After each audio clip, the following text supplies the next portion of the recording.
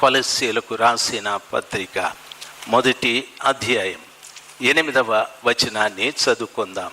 అతడు మా విషయంలో నమ్మకమైన క్రీస్తు పరిచారకుడు. అతడు ఆత్మయందలి మీ ప్రేమను మాకు తెలిపిన వాడు.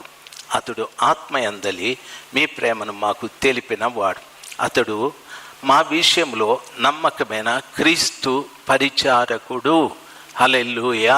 ప్రతి విశ్వాసి కూడా పరిచర్య విషయంలో నమ్మకంగా ఉండాలి. దయచేసి గమనించాలి, పరిచర్య చాలా ముఖ్యం. పరిచర్య చాలా ముఖ్యం. పరిచర్య చాలా ముఖ్యం. బైబిల్ చెప్తుంది,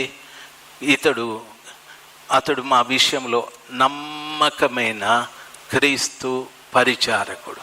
నమ్మకమైన క్రీస్తు పరిచారకుడు. అతడు ఆత్మయందలి మీ ప్రేమను మాకు తెలిపినవాడు. ఆత్మయందలి మీ ప్రేమను మాకు తెలిపినవాడు. అతడు ఏం తెలుసుకుంటాడంటే, ప్రతి వారిలో ఆత్మయందలి ప్రేమను తెలుసుకుంటాడు. హల్లెలూయా.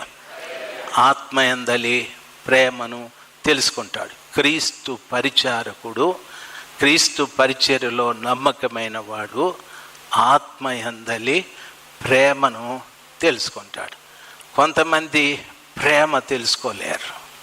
కొంతమంది పనికి రానివి తెలుసుకుంటూ ఉంటారు. రాజశేఖర్ నాయని ఇట్లాటోడు, అట్లాటోడు, పౌలు ఇట్లాటోడు, అట్లాటోడు. నన్ను నల్లగుండాడంటే నేను ఒప్పుకుంటాను. నా గడ్డం తెల్లగా ఉందంటే నేను ఒప్పుకుంటాను. నా జుట్టు చింపిరుగుందంటే నేను ఒప్పుకుంటాను. నన్ను చెడ్డోడని చెప్తే నేను ఒప్పుకోకపోయినా దేవుడు ఒప్పుకోడు. చాలామంది ఏం చేస్తారంటే, రమణన్న చెడ్డోడు, సేనన్న అట్లాటోడు, వంశీ ఇట్లాటోడు, పని అట్లాటోడు, మణి ఇట్లాటోడు అని చెప్పుకుంటూ ఉంటారు. ఎందుకు వీడు ఇట్లా అంటే, వీడు క్రీస్తునందు నమ్మకమైన పరిచారకుడు కాదు.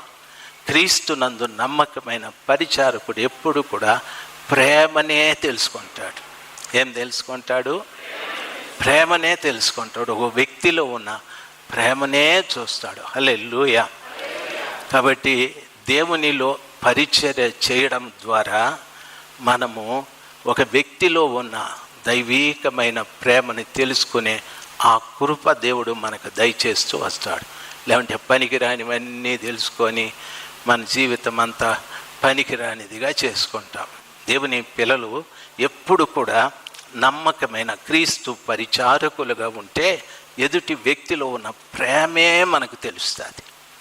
ఎదుటి వ్యక్తిలో ఉన్న ప్రేమ మాత్రమే మనకు తెలుస్తుంది. వాళ్ళ చెడు గురించి క్రీస్తునందు నమ్మకమైన పరిచారకులు ఆలోచించరు. కొంతమంది ఉన్నారు, వాళ్ళు ఎక్కడెక్కడుండో సమాచారాలు గ్యాదర్ చేసుకొని కూర్చో ఉంటారు.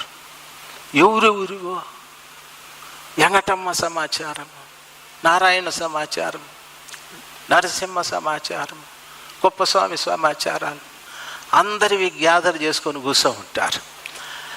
Very good. మన కడుపులోకి అన్నం పంపిస్తే, గడ్డి పంపిస్తే, కుడిది పంపిస్తే, అన్నీ పంపిస్తే కడుపు ఏమవుతుంది? కడుపు ఏమవుతుంది? కడుపు సంగతి దేవుడు వాడు ఏమవుతాడు? ధర్మాసుపత్రిలో ట్యూబులు పెట్టుకొని పడుకుంటాడు. మూతి మీద చెప్ప బోర్లు ఇచ్చి ఉంటారు, చెప్పేసి ఉంటారు, చెప్పుకోసం ట్యూబ్ పెట్టి ఉంటారు. అంటాడు. వాళ్ళ భార్య అయ్యా అయ్యా అంటే డాక్టర్ అంటాడు, ఊరికి అరద్దు, 48 గంటల టైం, 48 గంటల తర్వాతనే వీని సంగతి నేను చెప్తానంటాడు. అంతవరకు ఎవరు చూడకూడదు అంటారు. అంతవరకు 7 చీట్లు రాస్తానే ఉంటాడు, వాళ్ళు మందులు కొంటానే ఉండాలి. 7 చీట్ల మీద పెన్ను పెట్టినాడు అనుకో, వాళ్ళ ఇంటికాడ ఆవి వెళ్ళిపోతుంది. 7 చెప్ప పెట్టుకొని పడుకో ఉంటాడు. వీని మూతి మీద చెప్పు ఉంటుంది. డాక్టర్ పెన్ను ఎత్తుకొని పేపర్ మీద సీటు పెన్న పెడతాడు. ఇంటికాడ ఆవి వెళ్ళిపోతుంది. మళ్ళీ ఆమె వస్తుంది, దేవరా అని ఏం చేతు ఇంకా 24 గంటలు అని మళ్ళీ పెన్ను ఎత్తుకుంటాడు, వేస్తాడు, పోతుంది, ఆవు వెళ్ళిపోతుంది. ఆవు పోయింది, ఉండే ఇల్లు పోతుంది, పొలం పోతుంది, అన్నీ పోయినాక చెప్పదీస్తారు. చెప్పు తీస్తే ఇడు కళ్ళు తెరుస్తాడు. ఏమే ఆవు బాగా పాలిస్తూ ఉందా అంటాడు. మామా ఏమే ఆవు అమ్మేస్తే అంటాడు. మళ్ళా పడిపోతాడు. మళ్ళా చెప్పబెట్టాలి. ఇంకేముంది అమ్మేదానికి? రకరకాల గడ్డి తింటే పరిస్థితి ఇట్లే. ఒకే మంచి పరిచారకుడుగా, క్రీస్తునందు నమ్మకమైన పరిచారకుడుగా మనముంటే ఎదుటి వ్యక్తిలో ప్రేమనే మనం చూస్తాం, పనికిరాంది మనం చూడనే. హల్లెలూయా. క్రీస్తునందు నమ్మకమైన పరిచారకుడుగా మనముంటే ఎదుటి వ్యక్తిలో ప్రేమే చూస్తాం, పనికిరాంది చూడనే చూడ. పనికిరాందంతా మన లోపలికి పోతే మూతి మీదికి చెప్పొచ్చినట్టే. ఏమొచ్చినట్టు పోతుంది అంతా. అభివృద్ధి అంతా తగ్గడం ప్రారంభిస్తుంది. యెహోవా యందు నమ్మిక ఉంచువారు వర్ధిల్లుదురు.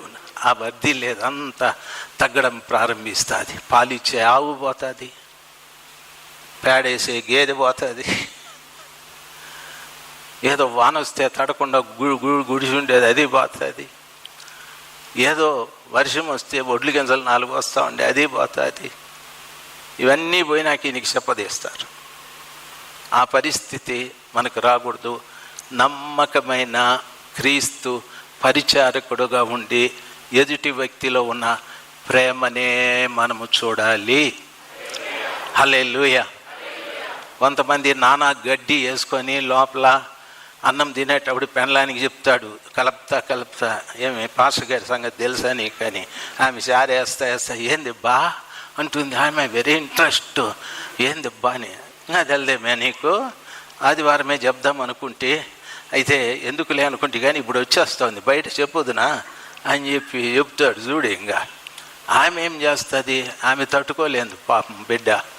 ఆమె కూడా 10 మంది ఫ్రెండ్స్ ఉంటారు కదా, ప్రేయర్ గ్రూప్స్ ఉంటాయి కదా, ఆ గ్రూపుల్లో ఇది రిలే అయిపోతుంది. ప్రేయర్ గ్రూప్ ప్రేయర్ చేయరీల్లో ఇది ఇట్లా అది ఇట్లా అని దయచేసి గమనించాల్సింది. చెత్త చెదారము మన లోపల వేసుకొనకూడదు. క్రీస్తునందు నమ్మకమైన పరిచారకుడుగా ఉంటే ఎదుటి వ్యక్తి యొక్క ప్రేమే మనకు అర్థమవుతుంది. మనము ప్రేమ కలిగి ఉండాలి, ప్రేమనే తెలుసుకోవాలి. మనం ఏం కలిగి ఉండాలి?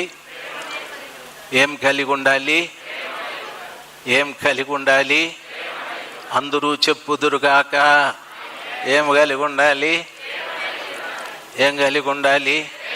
కొంతమంది ఏమీ కలిగి ఉండలేదు అని అంటూ ఉన్నారు. పాపాత్ములారా, ప్రేమ కలిగి ఉండాలి. దయచేసి గమనించాలి. ఎదుటి వ్యక్తిలో మనం ప్రేమనే తెలుసుకోవాలి.